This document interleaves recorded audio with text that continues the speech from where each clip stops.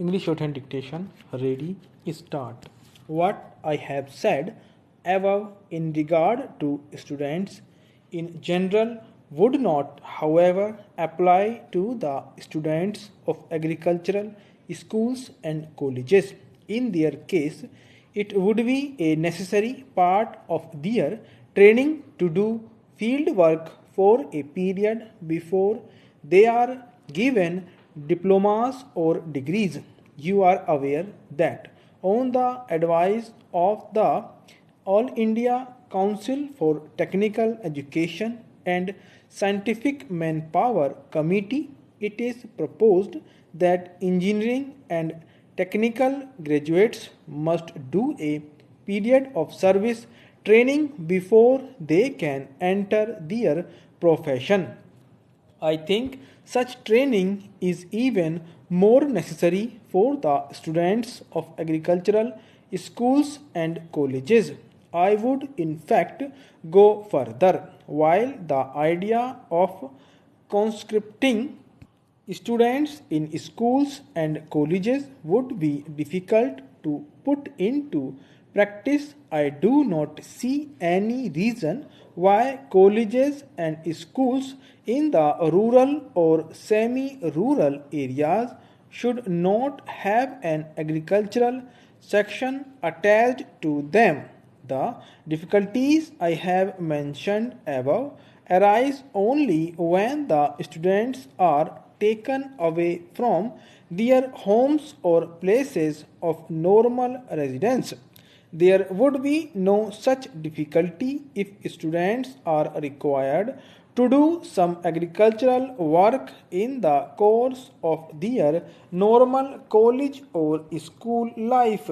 The difficulty of finding adequate land may stand in the way of carrying out this program in educational institutions in large towns and cities. There is, however, no reason why schools and colleges in the rural areas or small towns should not have attached to them sufficient land which can be utilized for the purpose.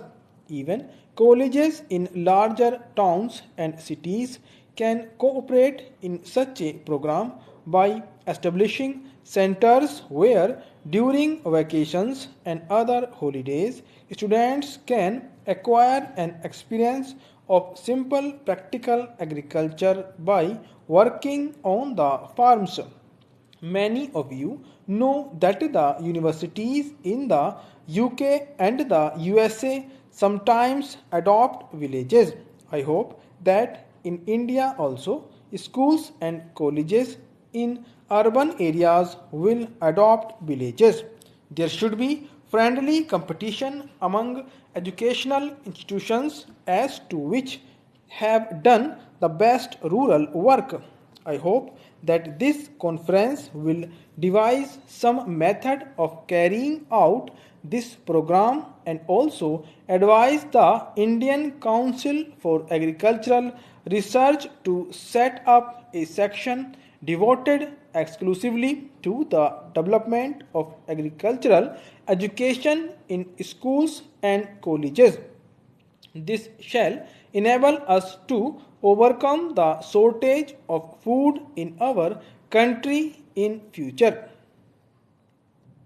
One grave drawback to which I would like to draw your attention is our curious failure to realize the dangers inherent in our present food situation. It is strange that, in spite of a shortage of food and the people's knowledge of the fact, there is no passionate urge among them to increase food production in the country. If our young men and women in colleges and schools are not sensitive to our problems, how are we going to overcome the perils which face us? I am sure you can all help in creating in young men and women a sense of the urgency of our problems. There are of course, certain necessary measures which lie outside the sphere of educational authorities. Colleges and schools can, however, contribute a great deal to the solution of the problem if they create in young men and women the enthusiasm to increase the food production of the country. I am sure that if the universities provide extension education in agriculture, it will not only improve the quality of our agriculture but also make a deep impression on the public mind. It will help to break down the barriers which divide the literate classes from the unlettered. It will also improve the quality of our educated classes by bringing them nearer to the soil and giving a more practical bias to their minds. I referred earlier to more productive and gives far better results than in India for each unit of manpower. It is obvious that if we are to improve our agricultural production, we must profit by the experience of such countries.